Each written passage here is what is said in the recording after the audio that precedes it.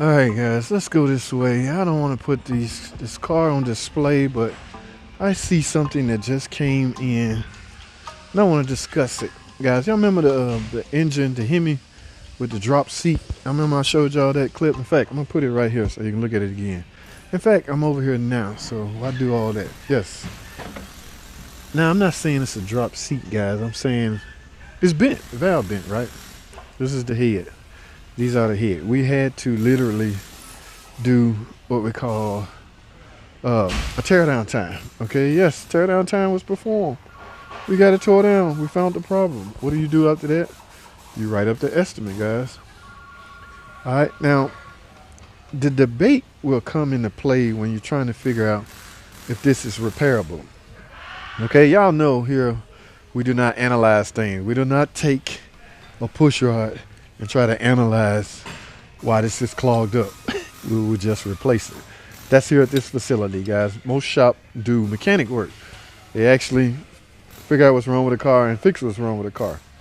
We, not that we regulated to replacing parts, but that is the bulk of our job, because that's the rules. Not because we want to. Okay, yes, I would love to overhaul transmission all day, but after a certain length of, depends on the estimate. If the estimate is 70% of the price of a new unit, they recommend we replace the unit. Okay, so I can only assume they're not going to fix this, and the reason I'm assuming that is because I see a new engine over here. All right, but yeah, this is the one that the valve kiss right there on that piston right there. That's all it take. I remember he showed y'all where the timing chain jumped. Okay, yes, guys. Guess what I see? Yep. So that answered that question. Like I say, if it was my car, it's not a drop seat, guys. Now, drop seat repairs are kind of risky, okay, because we're dealing with aluminum head, and I think that's a steel seat that you're trying to keep inside that valve, inside that area. How will you comfortably do that in good conscience? You know, how will you feel after that's done? Are you 100% sure that seat gonna stay in place? No. So if nothing else, I would have replaced the head. Okay, yes, I'll let that slide.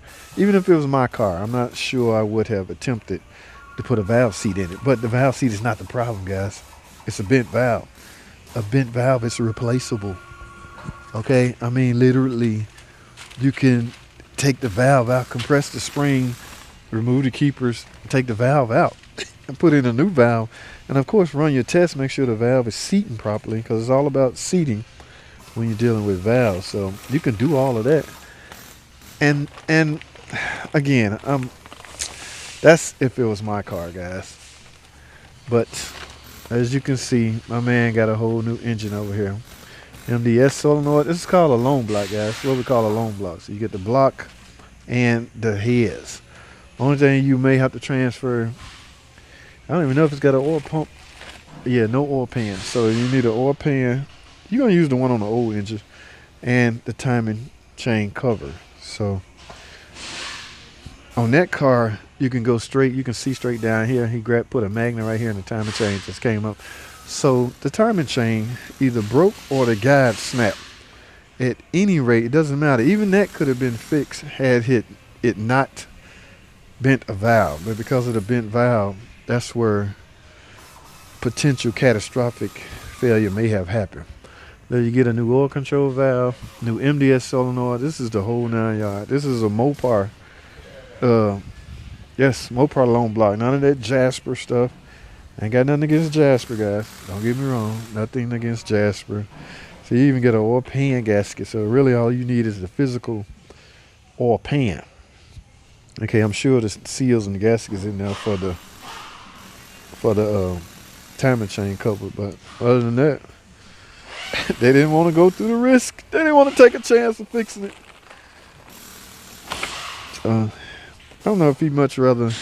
Now coming out, he gonna have an easy field day bringing this out because there's no heads on it. All you left to do now is just unhook it from the transmission and pull up. So, piece of cake from here. But man, it's still, guys. I don't know if it was mine. I'm getting a new valve. Oh my goodness. Y'all see that? That is fixable, people. Where you engine caper? Where y'all at? Help me. Ain't that you engine guys? You motor muscle heads, race car gurus out there. Different set of rules, guys. That head is good. There's nothing wrong with that head. So nothing else ahead. But caper, my question is, do you think this would be a successful repair by simply replacing that valve, lapping it in, making sure the seats contact the valves perfect, use lapping compound to verify that part, and reuse the head?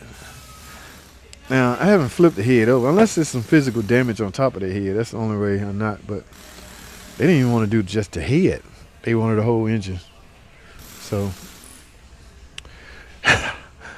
oh gosh, they're turning us into just R&R men. We're still mechanics. Don't get me wrong, we're still mechanics. So don't get it twisted, guys. We just more of an R&R side of things. Let me go this way, guys, because that tends to bother me. Hey, this dually still over here. They got the hood up now. Yes, it's the same dually you had over here. Y'all remember the video I put up yesterday? Yes, it was just yesterday. Okay. Cummins Turbo Diesel 3500. Somebody asked me how much experience I had with the diesel. Guys, I'm not gonna lie, not much at all, except for the maintenance side of things. I managed to skate through the diesel part. Not skate through it, and I just haven't been exposed to it the way I would want to have been in order to speak about it. Okay, I tend to steer clear of topics that I'm not totally familiar with, so I really wouldn't even rather speak on it if I don't know all about it. It's like all or nothing with me. Look at this, 2 batteries. Y'all see that? Talk about some load. This thing needs to keep up and running, but it's nice. It's traded in. I think we checked it out. I looked at it. Yes, 209. Yes, this thing is quad full size, guys. Like a full size SUV or a car. Same amount of people can get in here. Nice little entertainment system. Oh, it even got a sunroof. So I see us keeping this, guys. The body is good. So no sense. They're gonna do their used car inspection. Go drive it. See if it's worth investing in, guys. All of those decisions have to be made. 4-wheel drive, workhorse. They already got the hookups, for the pull capacity, the pulling stuff. So it's a matter of what they decide to do at this point. All right, guys. That's pretty much it, man. I'm going back to my side of town, and we're going to see what's going on over here, guys. So that's all I have for now, guys. Thanks for watching. Comment, subscribe. I'll see y'all on the next video.